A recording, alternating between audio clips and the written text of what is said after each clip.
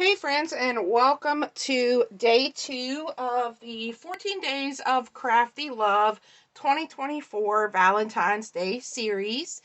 And as promised, today we are going to make a 3D box. So we can put the items that we create during this series in there. You could put embellishments, you could put stickers, you could put like die cuts, whatever you want you could put in here. And so I have done 2 different prototypes, and so when I'm coming up with like a box or something, I definitely refer to Tiffany McGill, who is Tiffany Crafting Like a Boss McGill. I'll link her down below. She just released a couple of new books helping you to build boxes. So she has like fall flat boxes, pizza boxes. So I will definitely link her channel for you guys to check her out. She's kind of given me a little more confidence on trying to build new organizing systems and boxes and things to store my craft stuff in. So you can take this and do one of 2 things. One, you can just build the box here. You could just build this box, which measures 5 by 6 if you just want a box. Really simple. But I took it a step forward and made mine a book box so that you could have this sitting in your craft room up on your shelf. You could, you could still lay it down if you wanted to. You could stack them like this. So that's completely up to you. But I made a little cover here, and this is just my prototype of building it with some paper that I didn't particularly like, or like this one was these strips, and this was like had this on the side, so I kind of use those papers that I might not necessarily use for my prototypes.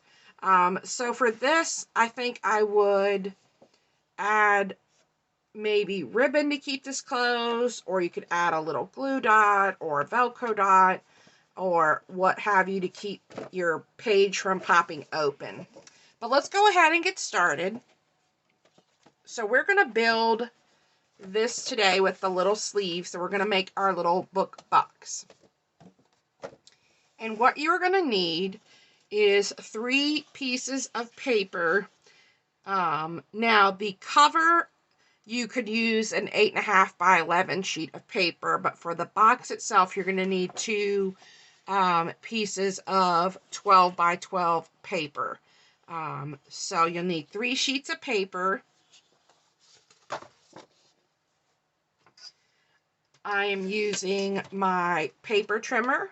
I've got my scoreboard, some scissors, a bone folder, and I also have my glue gun on.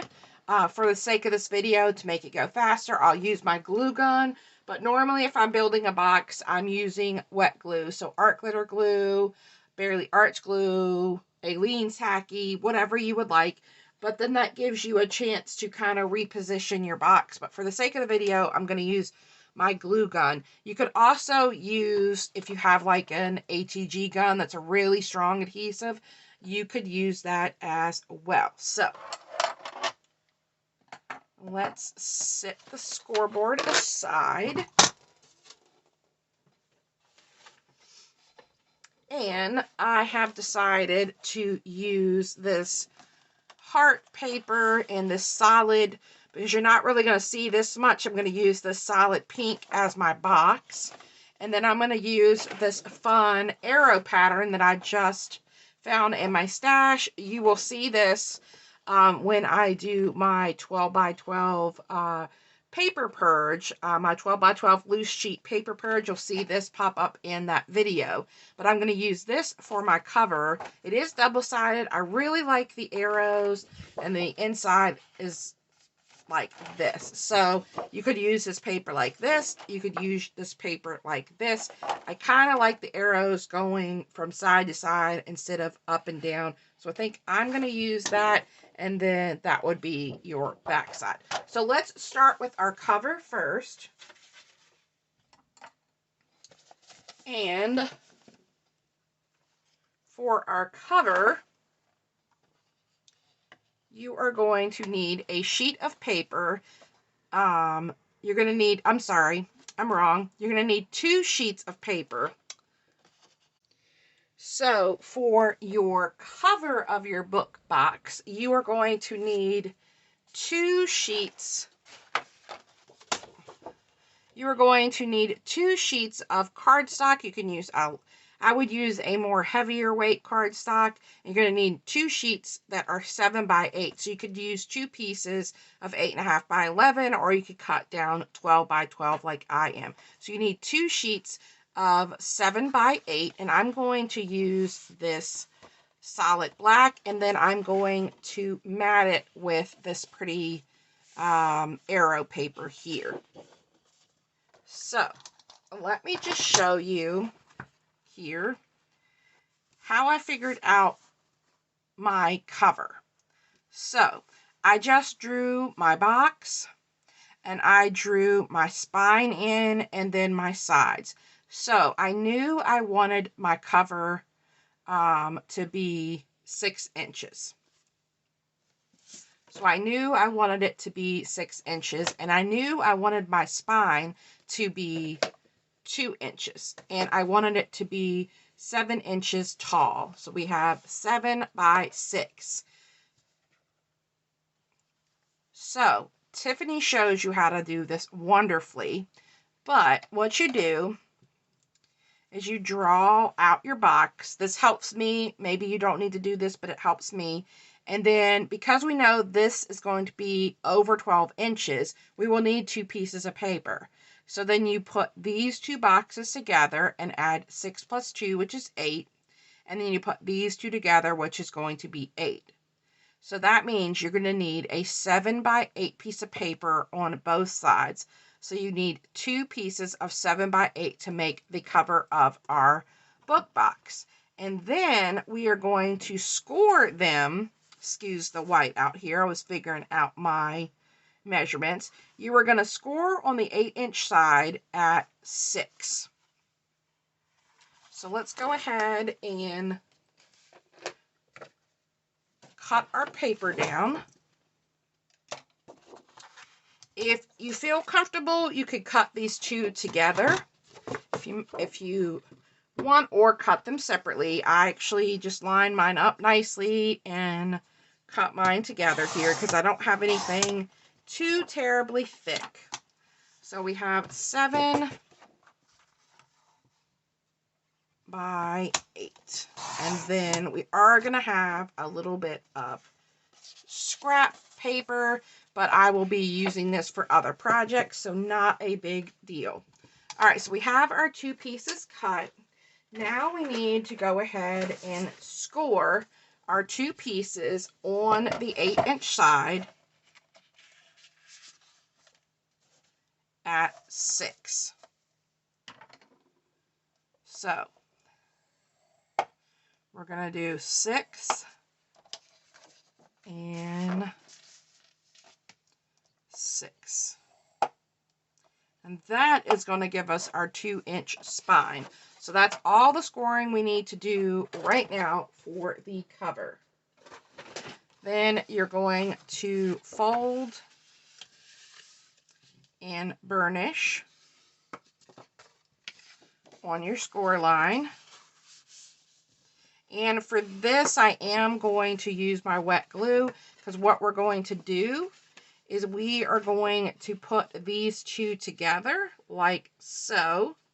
So you're going to line these up to make your cover. So I am going to use a little wet glue for this so I have some wiggle room if it doesn't line up fully.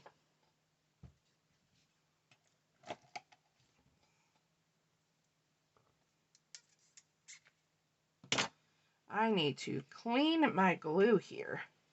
All right, so let's go ahead and get some glue down.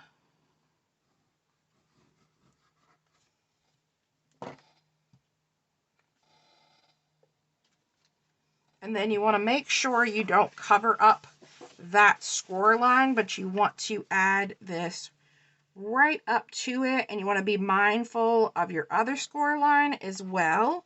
And then I like to add it here and then just make sure it looks good, and then I'll take my bone folder and work that glue into the paper.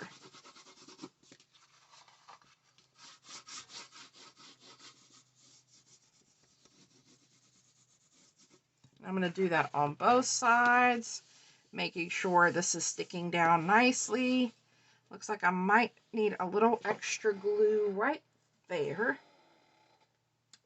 Let me see if I can sneak a little extra glue in without making a mess. I got a little extra glue. That's okay, because we're going to cover this up.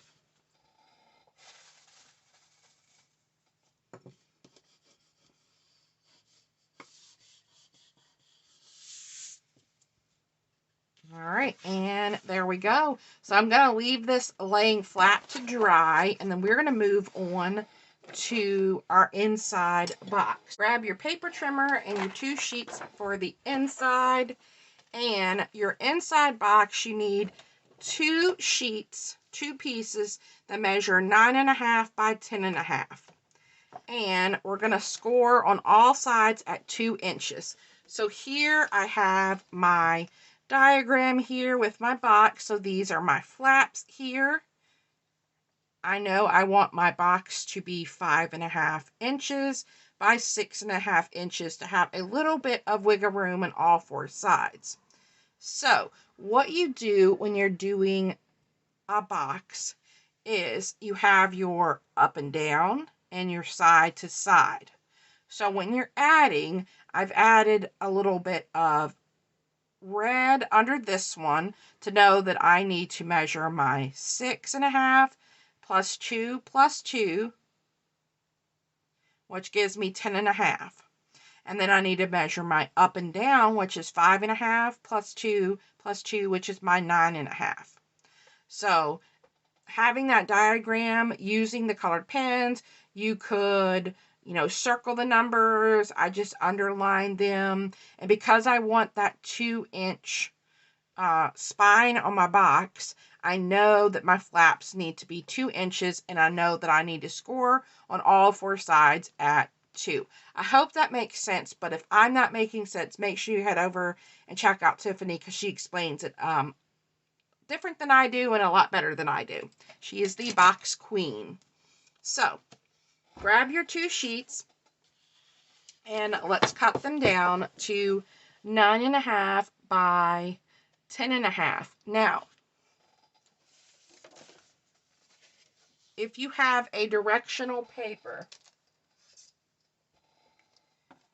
your box 5.5 is going to be your horizontal, and your 6.5 is going to be your vertical. So be mindful of that if you have a directional paper. This paper does not matter because it is not directional, so I don't need to make sure that I'm cutting it any way. So we're going to put these in, and we are going to cut at 10.5. And my papers are not lining up, so I'm going to cut these individually. So you're going to cut at 10.5 by 9.5.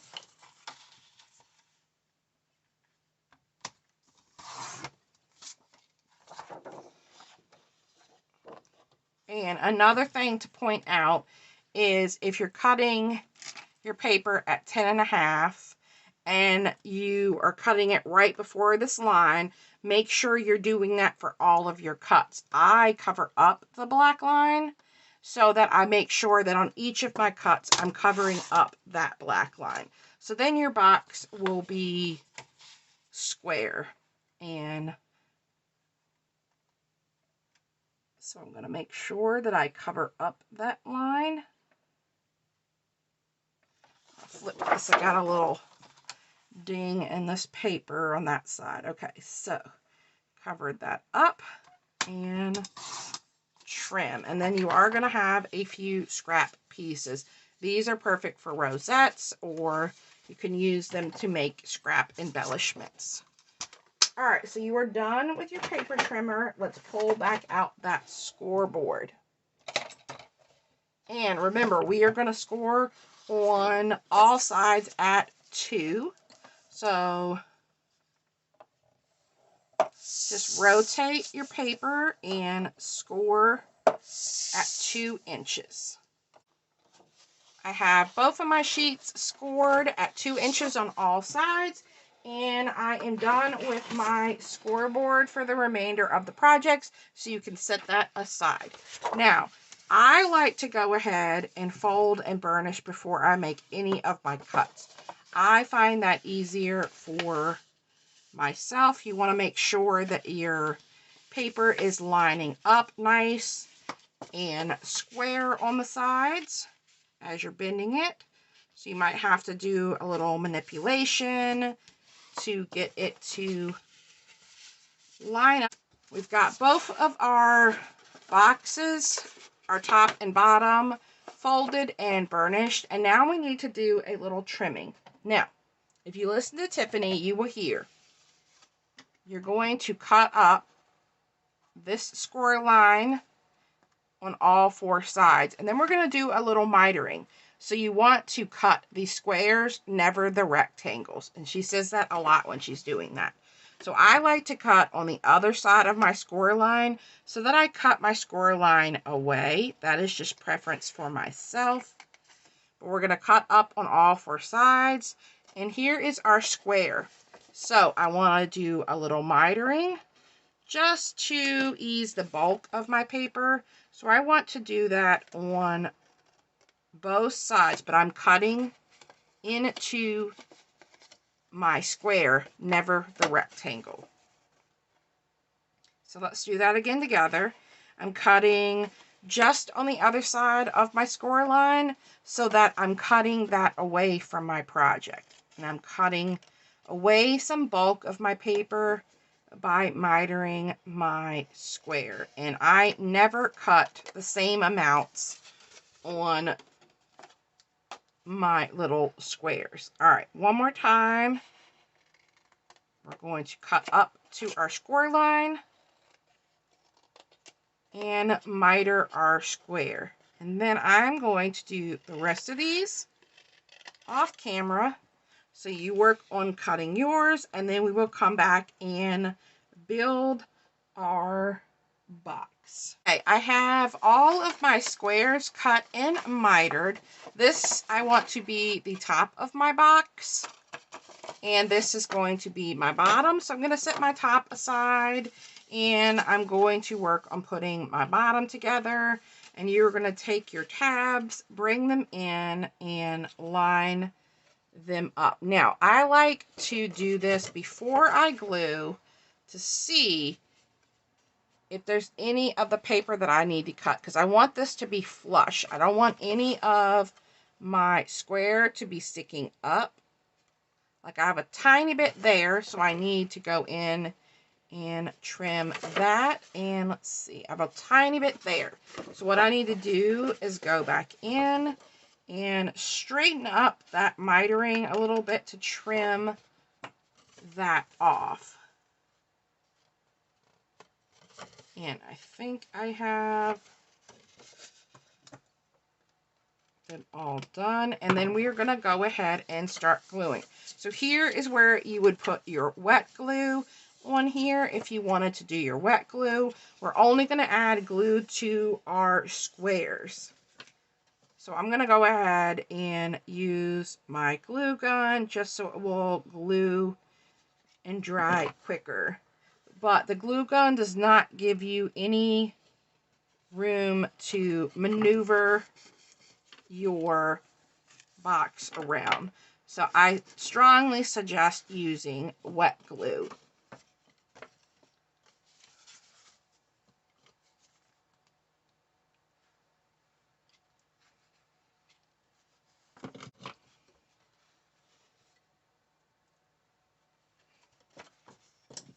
But when I'm adding a top to a box, I like to actually put my top on my box and use that as my guide to gluing, because sometimes, even if we do perfect measuring, our boxes just don't measure up. And as you can see, I've got my box in here, and I'll have a little bit of an overhang on my sides here. I just want to make sure that this fits nice and snug, and that it's not too small to go over top of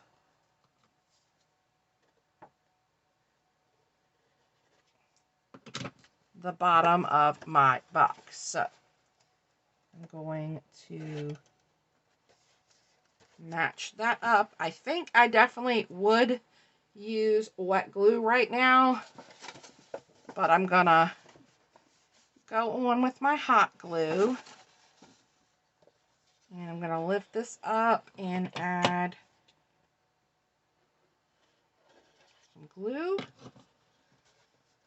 making sure the bottom part looks good. And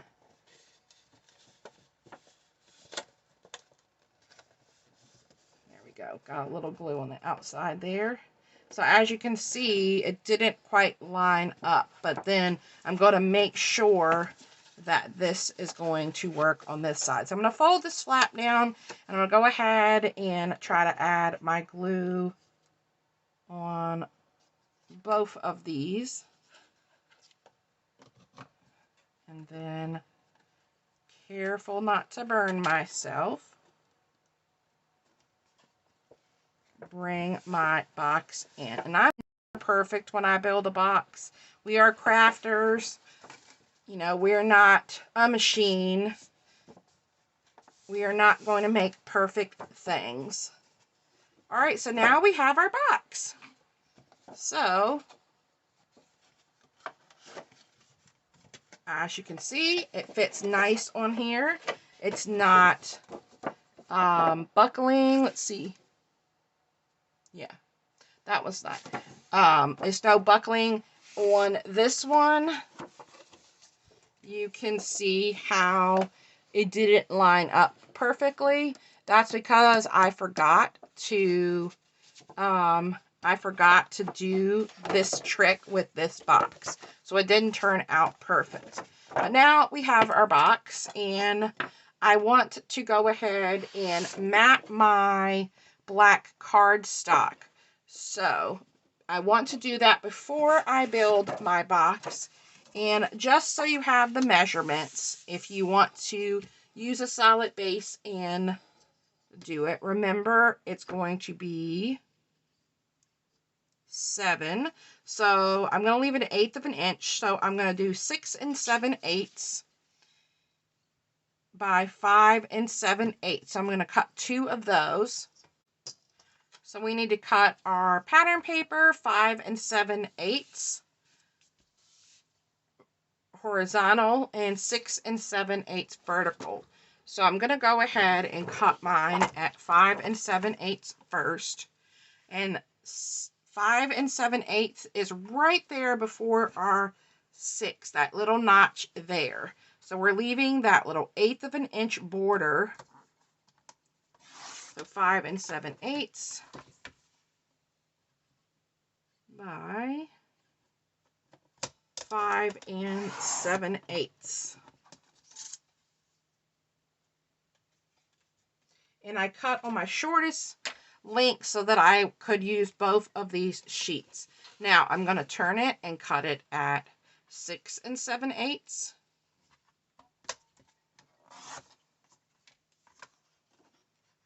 And 6 7/8. And we'll have 2 pieces left, which if you wanted to double mat these in the inside, you could to make your box stronger here. You could do that.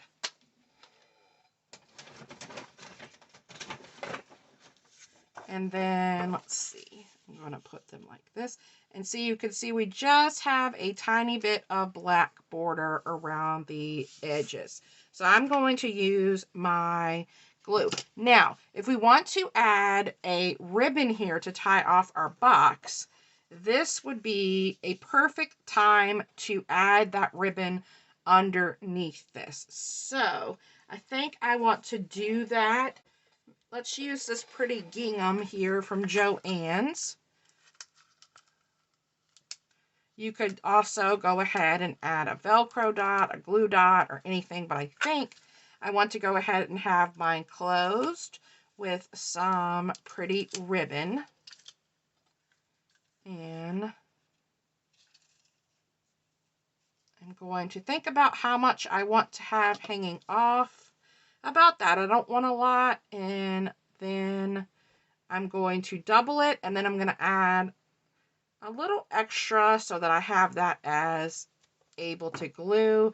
And then what I do is I just fold my ribbon in half and trim it into 2 pieces. Now, let's go ahead and add a line of glue. I'm not going to measure in here, like I'm not going to measure the middle. I'm just going to give it a rough guess. And I'm going to use my bone folder to push that down. The same thing over here. I'm not going to measure, but you could close your book like this and flip it over and use that as a guide. So we're going to add some glue and add our ribbon down. And then when I add ribbon in, even though I'm using the hot glue, I like to take an extra step and just add a piece of tape, because you're not going to see the tape. But I like to add a little bit of extra reinforcement here on the inside where you can't see it to hold my ribbon in place. All right, so now we have our ribbon. Let's go ahead and add down our paper. I'm just going to use my adhesive, so my AdTac Permanent Bond glue runner. And I will link all of the items that I'm using that I can down below. And I want to be mindful that I want which way I want my arrows to go. And then I'm going to add that down. And then that's going to be trapping my ribbon in place there.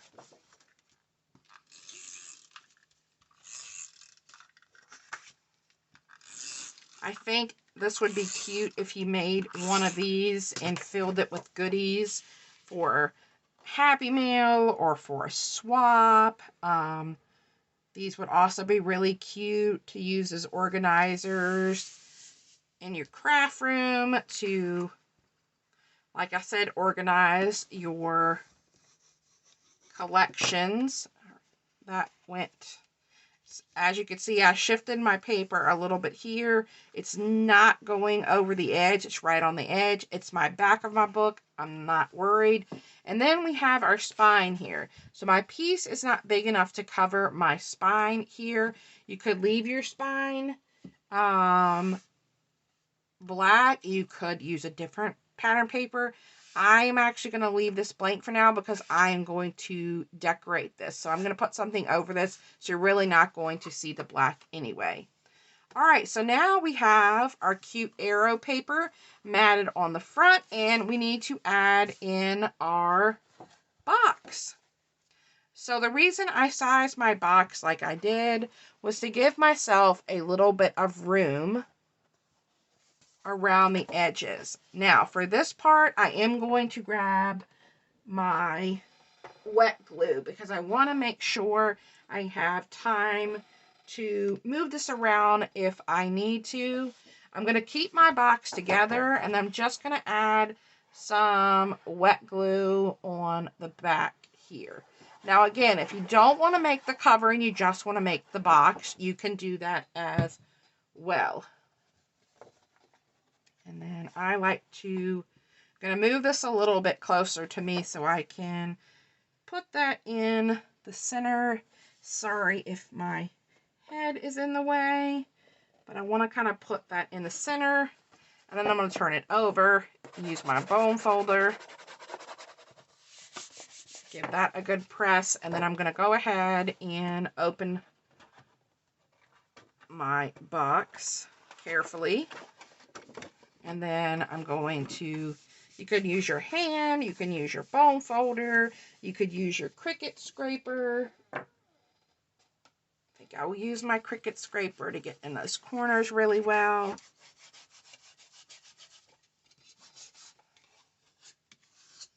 Just want to make sure that this is nice and down so that when we open and close our box, this doesn't come up. So we're going to set this aside for a second, give that a second to dry. Now, if you want to do notches in your box, you could do notches on the corners. You could do notches on all sides. And all you need is a circle punch or whatever you would like. And this is a 1-inch punch. And I'm going to just roughly find my center, and then I'm going to make a little like moon cut like so, and that gives me a little thumb notch. And I'm going to use this here as kind of a guide where to punch this side, but again, it does not have to be perfect. I'm going to actually look through here, try to line this up and give it a punch. And they're pretty lined up. I think I'm going to do punches on all 4 sides. So I'm going to do the same thing over here. Find my center the best that I can. I'm not trying to be perfect. And punch.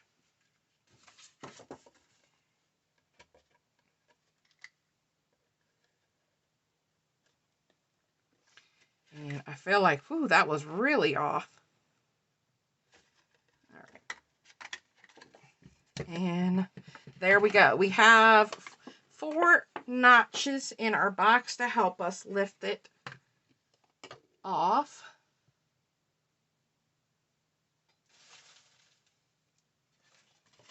And we are ready to put this back together. How cute is this box? Now, if you want to go ahead, like I said, you could use this and use another piece of paper and mat this. You could use some of your scraps here and do some paper tearing and add some of these strips as well. I'm going to leave that for now and do that off camera. But here we go. We have our box and it can tie, close. Now, I would not decorate the inside of this unless you decorate with like a flat cut apart. But you could decorate to your heart's content here unless you plan on stacking these like this. But since I think I'm going to have mine sitting up like this on my shelf, then I think I'm going to go ahead, decorate this pretty flat. You could do some stitching. You could make this a shaker. I'm going to decorate this off camera and I'll come back on and show you the finished product because I know this video is getting super long and I hate making super long videos for you guys. So stay tuned. I'll be right back with a decorated box. Okay, so I went ahead and decorated this. I had created this bingo card here, I believe last year for my 14 Days of Crafty Love series. I added just a half of a circle, these really jumbo Stampin' Up! Jumbo eyelets, and added a really big ring, doesn't want to stay closed, and a little dangle here. I'm going to have to fix that because it's not wanting to close there. So I added that jumbo. So I added that jumbo eyelet and the little Happy Mail envelope, which was so quick because this embellishment was already done for me. All I had to do was create this. And then on the side here, I just took this white crepe paper ruffle trim that I already had in my stash, and I added this heart trim from Dollar General this year, and these love stickers that I had from this little birdie handmade embellishments. So I just kind of added those on there wonky, and then I added my maker's sticker on the back, and I think it turned out so cute. Then in the inside, I just matted with this pale pink kind of ombre paper. If you had a cut apart, you could put a cut apart there, but I'm just leaving this blank because my book is going to be, closed and sitting up on my desk, or maybe even sitting, like this on my desk so I can see this pretty embellishment. So I hope you enjoyed day 2 of my Valentine's series.